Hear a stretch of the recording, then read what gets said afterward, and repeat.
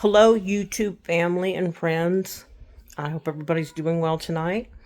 Welcome back, or if you're new, just welcome. I am Texas Beach Mom or Mama Robin, whichever you prefer, and tonight is Watch Wednesday. So I think we should get into it. Go just straight into it. Okay, we had the false information about Chris being moved, but we do have the official sighting of Nicole. Well, ever since that sighting, I've been wondering, so what we haven't really talked about Chris and his current prison life and what it's like. So I thought I would do a little research, a little snooping around. And I found some information from the Daily Mail that I found to be very interesting. I have found the Daily Mail to be pretty reputable. But, not necessarily. So I guess take this, any way you want to. But this is what they're talking about. Apparently, they've got a hold of some letters, and they're leaking the information on these letters. These are more recent letters. Because he has a new female pen pal. He is trying to start a romance with this female pen pal because he's looking for a wife. Side note, ladies, if you're looking for a man, I don't care who you are, you can do better than Chris Watts. I'm sorry. He might have been, considered attractive by some, even by most. I don't know. But I feel like once he kills his wife and his kids, he's kind of not attractive anymore. That kind of ruins it. But I know there's a whole group of women out there that seem to like that stuff. Like Ted Bundy had his fans. The Deadpool killer that has his fans. Jeffrey Dahmer had female fans even though he was gay. Who else?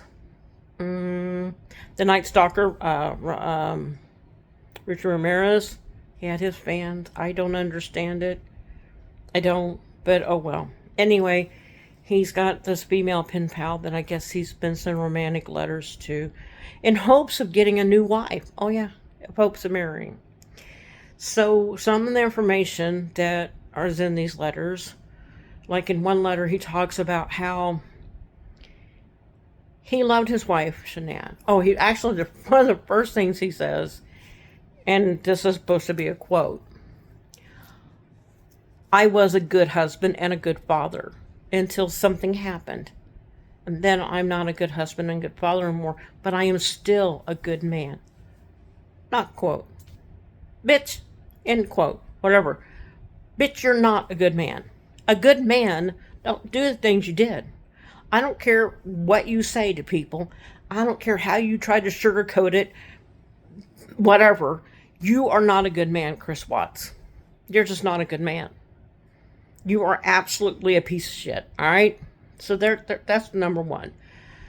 In one of his letters, he talks about how he loved Shanann, but she was a control freak, and that's why he cheated on her. But he had no intention of killing her. He killed her to make his mistress happy, in hopes of starting a new life with her. But in none of these letters does he even come close to taking responsibility. It's Shanann's fault. It's the mistress' fault. It's everybody's fault, but his own. And in some of these letters now, he's saying things like, I don't even remember doing it. Bullshit, Chris. Bullshit. You remember doing it. You remember doing it. Because he can still remember. He's talked in interviews. He can still remember what his last daughter's last words was. But don't remember doing it. Whatever. I don't believe anything he says. I mean, that's not true either, because we've discussed this a million times. I do believe some of what he says. I really do. But I believe most of it is bullshit. I believe that he sprinkles the truth in with the lies to make the lies more believable. But this flat out, I don't remember doing it. Bullshit. No. You remember doing it. But yeah, he's got himself a little girly pen pal, and he's hoping to turn it into a romantic thing because he's looking for a wife. Bitch, you don't need a fucking wife. You had one. And you strangled her. You strangled her. You strangled her to death, and then you smothered those babies. Or however it was, because there's two different stories on that even. But yeah, he's saying that Shanann's fault for being a control freak. It's the mistress's fault because he was simply trying to make her happy. And he's a good man. He says he is a good man. Another thing he's been complaining about lately is his parents are getting older. And they're going to die. And he won't be able to go to their funeral. Well, that's kind of tough shit, don't you think? You know, maybe had you not killed your wife and your kids, you could go to their funeral. But no, you chose to kill your wife and your kids. And now when their time comes and they die, they pass on, there's going to be a funeral. You can't go to it, Chris. Yeah, he's whining about that. Whining a lot about that. I can't go to their funeral if they get sick and die. I'm stuck here in prison. Well, too fucking bad, asshole. That's what happens. That is literally what happens. Another thing that I stumbled upon, and this was an article that was written on April 2nd, so not that long ago. Apparently, last year on his 39th birthday, nobody came to see him. Nope. He had no visitors for his 39th birthday, and he's not planning on any visitors for his 40th. Oh, poor Chris hasn't had visitors. He's got a birthday next month, and he doesn't think he's going to have visitors for it. Oh, my goodness. My goodness, the poor man in prison like that can't go to his family's funeral, not been having visitors. And that brings me to another point. What happened to Cindy and Ronnie and their undying love for their son, and how he was a great husband and a great father, and Shanann drove him nuts, and it's all Shanann's fault, and blah, blah, blah. And they don't even think he killed, they loved him so much, and they don't think he did anything wrong, but they haven't gone to see him? Really? Kind of odd there too, Chris. That one's kind of messed up, don't you think, Christopher? Your mom, your sister. Apparently your sister hasn't been to see you in a long, long time. And I know it's a long drive or flight from where they're at to where you're at. I get that. But you would think they would at least try to see you on your birthday. Yeah. Yeah, I don't know, man. I don't know. It's looking kind of rough out there for him, I guess. No visitors. Maybe they don't give a shit anymore. Maybe, just maybe, they don't give a shit anymore. Maybe they do realize what a piece of shit he is and just don't want to go see him. Or maybe they don't think he's worth the time. Or maybe they are. Maybe, I don't know. I don't want to speculate too much. That's not fair.